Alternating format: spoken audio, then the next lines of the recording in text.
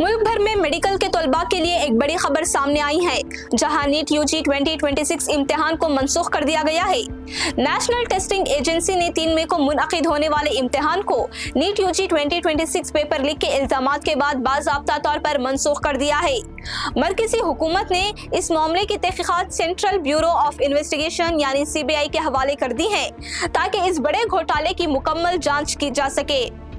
यह फैसला उस वक्त लिया गया जब नेशनल टेस्टिंग एजेंसी ने मरकजी कानून नाफिज करने वाले इदारों से मौसूल होने वाली रिपोर्ट्स का जायजा लिया। इन रिपोर्ट्स में कहा गया कि इम्तिहान की शफाफियत और एतबार को शदीद नुकसान पहुंचा है। इब्तिदाई तहकीकात में राजस्थान से 45 से ज्यादा अफराद को हिरासत में लिया जा चुका है। इब्तिदाई जांच में यह भी सामने आया कि सवालिया पर्चे का एक हाथ से लिखा हुआ वर्जन मुमकिन तौर पर किसी प्रिंटिंग प्रेस से लीक हुआ, जिससे तैयारी के मरहले में सिक्योरिटी की बड़ी खामी का इशारा मिलता है।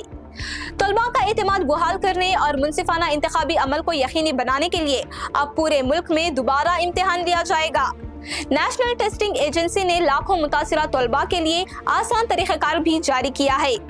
इदारे के मुताबिक तलबा को दोबारा रजिस्ट्रेशन करने की जरूरत नहीं होगी, क्योंकि इनका मौजूदा डेटा खुदकार तौर पर आगे मुंतकिल कर दिया जाएगा। मजीद ये कि 3 मई के इम्तिहान की फीस भी वापस की जाएगी। नए इम्तिहान के शेड्यूल के ऐलान के बाद ताज़ा एडमिट कार्ड जारी किए जाएंगे, जबकि इम्कान है कि पहले से दिए गए इम्तिहानी मराकज़ ही बरकरार रखे जाएंगे।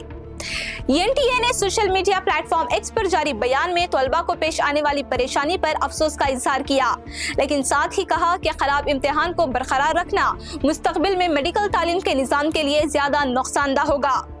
CBI की तहकीकात इस बात पर मरकूज होंगी कि इस लीक के पीछे कौन लोग हैं और क्या इसमें किसी मुनज़्ज़म ग्रोह का हाथ है। इस दौरान तलबा को मशवरा दिया गया है कि वो सरकारी वेबसाइट पर नजर रखें और अपनी तैयारी जारी रखें जब तक कि नए इम्तिहान की तारीख का ऐलान नहीं हो जाता।